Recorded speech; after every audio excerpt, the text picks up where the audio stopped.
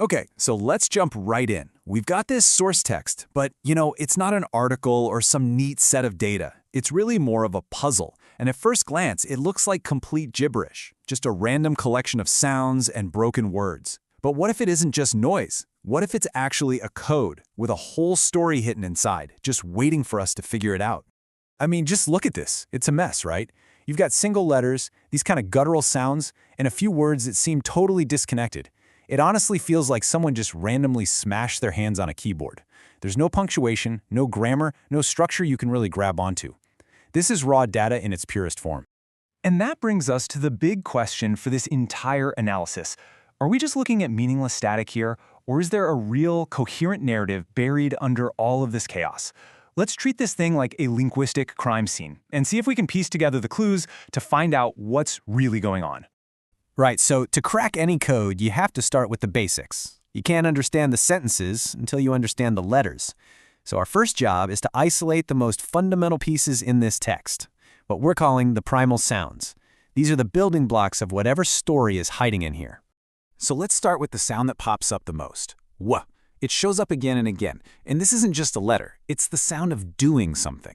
Think about a whirring sound or a frantic scramble. The fact that what is repeated so much immediately paints a picture of intense physical activity. Something is definitely happening here, and it's happening fast. Now, what's really cool is how these eh and ah sounds are sprinkled in. They're like little punctuation marks in the middle of all the action. Amidst all that frantic whoa energy, you get these little gasps of realization. Ah, someone sees something. Oh, maybe a small problem. These are the sounds of a mind that's actively processing what's going on. And then there's this sound, shh. It's so sharp and sudden. It's the sound of something zipping past, or a near miss, maybe a quick change of direction. It just cuts through all the other noise and really adds this layer of tension and speed. This tells us the movement isn't just random, it's dynamic and maybe even a little dangerous. Okay, so now we have a scene filled with frantic action and sudden moves, but it's all still pretty abstract. But now we find our Rosetta Stone. This is the moment when all those abstract sounds finally start to give way to concrete, understandable words. And you can see that shift happening right here. Over on the left, you've got that raw, phonetic language of action that we've just been talking about, but then on the right, two solid words emerge from the chaos, here and power. This is the real turning point where the code starts to break and a tangible situation begins to take shape. Let's talk about the word power, because this one word changes everything. It gives all that frantic wah motion a purpose. Suddenly, there's a force, an obstacle, something that needs to be dealt with. Power basically becomes the antagonist of our little story. The struggle is now defined. So if power gives us the conflict, then the word here gives us the setting. All this action isn't just happening in some vague, undefined space. No, it's happening right here. This one word anchors the whole sequence, giving it a sense of immediacy and presence. The stakes just feel higher because it's all happening in a specific place. So we've got action, a conflict, and a location. But honestly, the biggest breakthrough is still to come. We're about to uncover the moment where this jumble of sounds stops being just a physical event and becomes an emotional interaction. And then out of all that noise, we get this, you help. It's a fragment, sure, but it's a huge shift. This isn't just one person's struggle anymore. It's a direct appeal to someone else.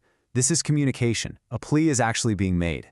And that plea is finished with this one simple but really powerful word, care.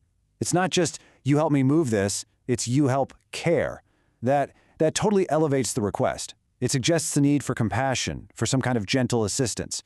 The emotional stakes of this story just went through the roof. And here it is, the full exchange. This is the undeniable heart of the whole transcript. You help care, and you. Thank you. The plea is made, it looks like the help was given, and it's met with gratitude. The conflict gives way to connection, and then to resolution. This is our narrative climax, right here.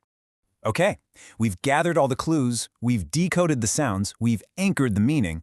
The code is officially broken. So now let's put all the pieces together and see the complete, coherent story that was hiding in plain sight all along. It really unfolds in 4 clear acts. First, you have the action, that chaotic struggle we saw in the W and sh sounds. Second, the challenge, the obstacle, power shows up. Third, the intervention, the plea, You help care is made and answered. And finally, you get the resolution, the expression of gratitude, thank you, which ties everything up. So there you have it. We went from a meaningless jumble of letters to a complete story.